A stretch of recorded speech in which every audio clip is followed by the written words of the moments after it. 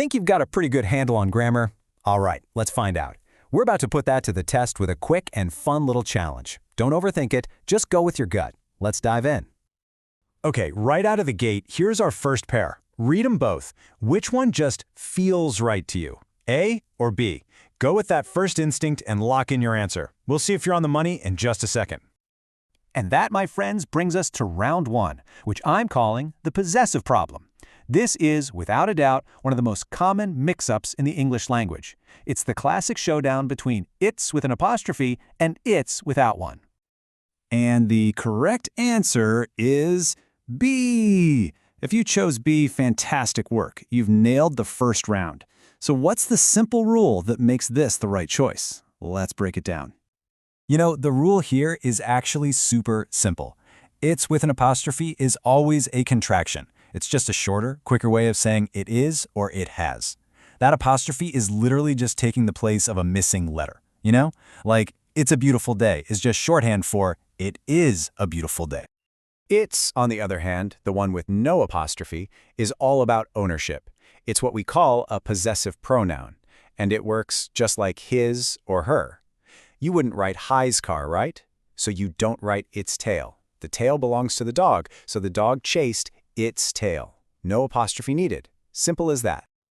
All right, feeling warmed up? Let's move on to round two. This one is all about action versus result. We're talking about a really subtle difference in spelling that signals a huge difference in meaning. Okay, here we go. Sentence A or sentence B. The rain will affect the game or the rain will effect the game. This one trips up a ton of people. Take a second. What do you think? And the correct answer is A. The rain will affect the game. So let's get into the simple rule that makes this one totally clear. So affect with an A is pretty much always a verb. It's an action word. A simple way to remember it is A for action. The rain is doing something. It's influencing or changing the game, so it will affect the game. Now on the flip side, you've got effect with an E. This one's almost always a noun. Just think E for end result. It's the consequence of the action. For instance, you could say, the effect of the rain was a muddy field. So to put it simply, effect is the action, effect is the end result. Okay, it's time for our final and, for a lot of us, the most feared challenge. Round 3, the great who versus whom showdown. I think a lot of people just avoid using whom entirely, but let's see if we can demystify this thing right now. All right, our final pair, A or B. Which one is technically the correct one? Who did you invite or whom did you invite? Take your time on this one. And the correct answer is B. Whom did you invite to the party? Yeah, I know, this one can feel a little formal, maybe even a bit stuffy, but grammatically, it is the right choice. And you know what? There's a super simple trick to figure this out. Here's the first half of that trick.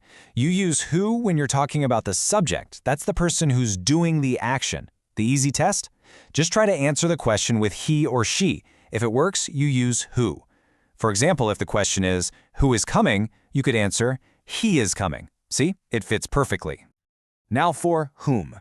You use whom for the object. That's the person who is receiving the action. And the test for this one, try to answer the question with him or her. So let's try it on our sentence. Whom did you invite? Well, I invited him. It works perfectly. And that's how you know you need to use whom. So, the quiz is over. How did you do? Whether you got a perfect score or learned something new, the real question is, why do these tiny little words even matter in the grand scheme of things? Well, it's because mastering these little details isn't really about passing a grammar test. It's about being a clear, powerful communicator. They might look like small words, but they have a truly big impact. I mean, think about it. When your writing is precise, it instantly boosts your credibility. People just take your ideas more seriously. It prevents those costly or just plain embarrassing misunderstandings, and it makes your arguments feel stronger and more persuasive. And honestly, it shows that you pay attention to detail, a quality that is valued everywhere, from the classroom to the boardroom. But let's end with a final thought. Language is always evolving, right? It's alive. Things that were once considered total errors eventually become commonplace. So as we master the rules of today, it's fascinating to wonder, isn't it? What parts of our so-called improper language today are going to become the totally accepted, completely normal grammar of tomorrow? Something to think about. Thanks for tuning in.